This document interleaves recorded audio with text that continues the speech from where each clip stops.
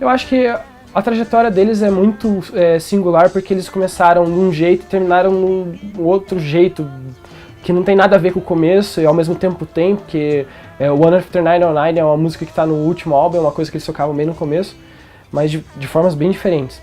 Eu acho que Beatles tem isso, você pode escutar uma música que é só um violão e ao mesmo tempo você escutar no Sgt. Pepper's uma coisa que é cheia de loop, cheia de outros sons. Isso é o importante da música dos Beatles, assim, você ter o diferencial e ao mesmo tempo influenciar e as pessoas acharem aquilo realmente bom, mesmo depois de, sei lá, 50 anos.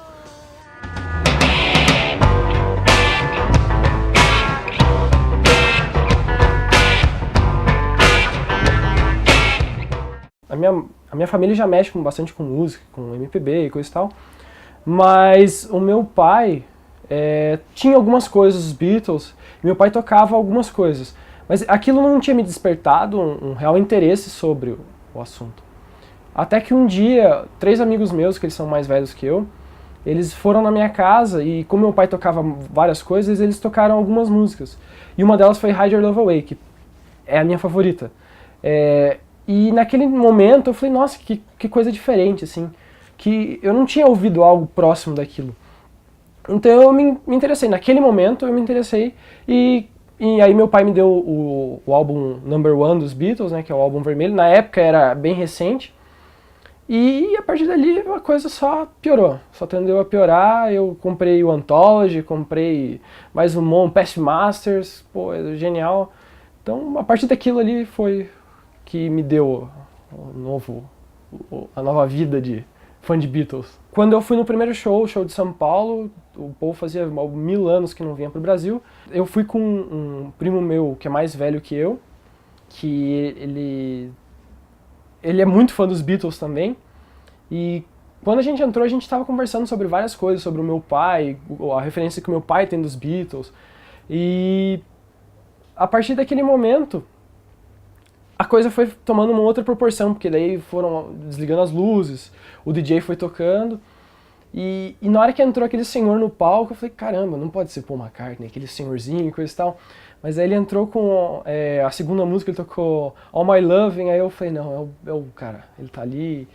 Meu, naquele momento eu tive uma explosão mental, assim, eu não sabia o que estava acontecendo, porque na minha frente estava uma das pessoas que eu mais respeito musicalmente, e é incrível ver um cara com 70 anos tocar 2 horas e meia.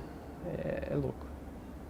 É muito louco isso. Há um tempo atrás eu tive um problema de saúde, que eu tive um ataque de pânico e foi gerado por uma situação bem tensa, que foi a morte de uma tia minha. E na época eu tive um ataque de pânico, isso aconteceu quando eu estava na faculdade ainda. E aquilo te assusta, porque você não consegue controlar aquela situação. Ao mesmo tempo eu consegui, no momento, ter uma reação positiva, eu fiquei calmo, tentei me manter, mesmo que o corpo não reagisse.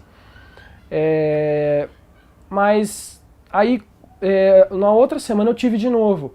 E eu ando sempre com fone de ouvido, e pra ir contra isso, eu aumentei a música no máximo, foi uma música dos Beatles, Don't Let Me Down, que, poxa, naquele momento me salvou acho que umas 3 vezes de voltar a ter um ataque. E foi incrível, porque, pô, é uma banda que eu gosto pra caramba, e eu acho que hoje a música tem mais a dizer do que antes. Eu tenho uma amiga que ela é tão fã de Beatles quanto eu, e ela é uma mulher muito incrível. Eu admiro muito ela canta pra caramba. Ela falou que ela ia mandar uma carta pro Ringo Starr. E naquele momento, eu falei, pô, Ringo Starr não é o meu favorito. Então eu vou mandar pro Paul. Né? Dos vivos eu vou mandar pro Paul. E eu escrevi uma carta e mandei pra MPL. Mas eu nunca esperei que essa carta fosse enviada e mandada de volta. Eu achei que ele ia receber aquela carta, aquela coisa, e beleza, bateu aquilo lá, provavelmente um assessor leu, legal, um cara do Brasil. Mas passou, acho que 2 semanas, a carta voltou, e eu fiquei muito chateado, porque eu achei que a carta tinha chegado lá, e que ela tinha voltado, que eles tinham estornado a carta. Mas, pra minha surpresa, não voltou a carta, voltou um autógrafo. Então foi uma coisa muito louca, porque eu abri aquele negócio e falei, não acredito. É um autógrafo. É muito louco isso. Eu acho que você tem uma galera mais nova e a gente vai conhecendo cada vez uma galera mais nova que curte. Você vai num show, você não vai ver a galera de setentão, que é a galera da idade do Paul. Você vai ver uma galera de 50, 40, 30, 20, 15. E é muito louco. É muito louco porque a galera se emociona e fica extasiada igual. Meu, eu vi o show do Rio, o último, que eu dei uma olhada pro lado, tinha um menininho de uns 12 anos, em Obladi Obladi, ele tava alucinado. E aquilo é muito legal. Porque ele tava curtindo igual a gente tava curtindo ali.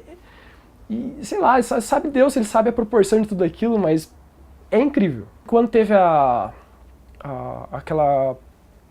o negócio do Fantástico, que era a promoção do Fantástico, você tinha que enviar uma música, eu peguei... Posso? Pode.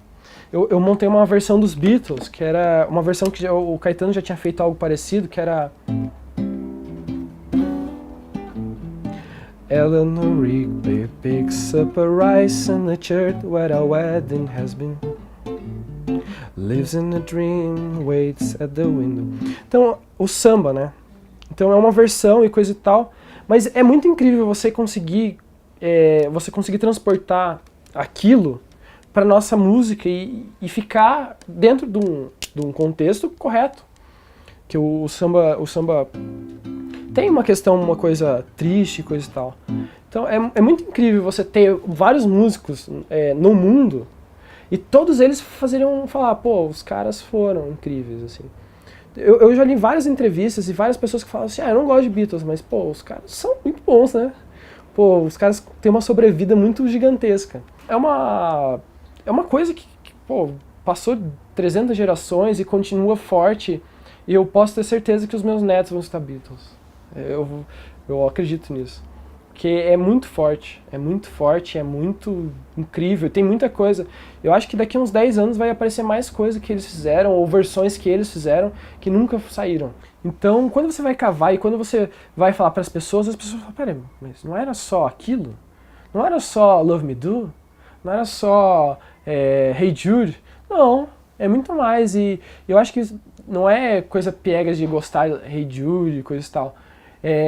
Mas o Beatlemaníaco, quando ele conhece, ele percebe que aquilo lá é um pedaço. Não é o que faz a banda. É um pedaço, é um trecho que é genial, né? Mas é um trecho, não é aquilo que vai resumir a banda. São 10 anos de existência, 13 álbuns, se eu não estou errado, e muita coisa, muita história. Então, você vai cavar essas informações, você vai ler, por exemplo, para você escrever ou para você comentar com as pessoas, você percebe que aquilo é muito tentador. Você gostar, você ir a fundo naquilo é muito tentador. Cara, eu acho que é muito mais legal ler sobre Beatles do que qualquer matéria aí que eu tenha lido no último semestre. You're asking me, will my love grow? Oh, I don't know. I don't know. You stick around, now it may show. Well, I don't know. I don't know.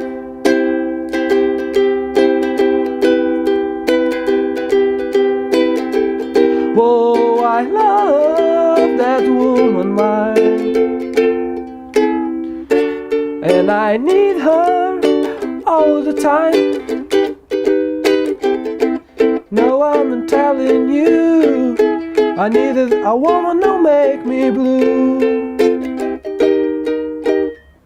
Esse pedaço não foi incluído na original, mas eu acho genial demais e eu acho que deveria ter sido lançado na original. Então, esse tipo de coisa, quando você mostra para as pessoas e você mostra esse outro lado, as pessoas começam a entender que não era simplesmente a bandinha dos 4 Beatles e uma coisa mais pop. Eles eram muito ao contrário do pop. Eles eram, na verdade, o que fazia o pop. Eles eram o que criava as regras novas. Eu acho que isso que traz os fãs, porque você cavar essas informações traz muita coisa muito rica. Não é só aquilo que as pessoas andam falando por aí.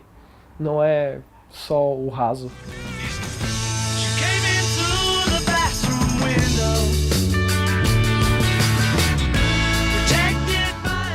Dos Beatles, complicado. O Rubber Soul, por muitos motivos, e por muitos motivos poderia ser qualquer outro.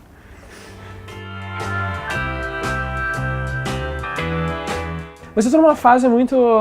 Happiness is a warm gun. Mas é uma fase. Hide Your Love Away é meio intacta, assim, ali. Cara, outro dia eu li uma matéria do Humberto Gessinger falando sobre essa preguiça de ficar falando um ou outro. Os Beatles são os 4 juntos, não existe. Mas se você pegar pela carreira solo, eu tenho tudo do John e não tenho tudo do Paul. Flaming Pie é genial, McCartney 1, McCartney 2 é genial. Não tô nem questionando se é genial ou não. Mas que se você for balançar o que eu ouço mais, é John Lennon.